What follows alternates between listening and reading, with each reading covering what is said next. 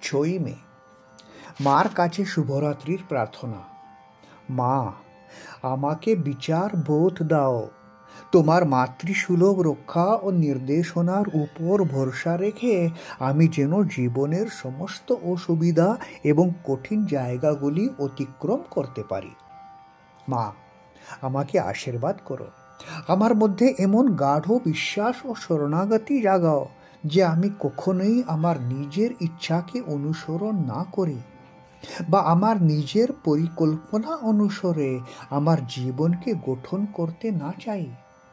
আমি যেন সর্বদা উপলব্ধি করতে থাকি যে তুমি শুরুতেই আমার জীবন গঠন করে দিয়েছ এবং জন্ম থেকে শেষ নিঃশ্বাস পর্যন্ত আমার জন্য সব কিছুর পরিকল্পনা করে রেখেছ।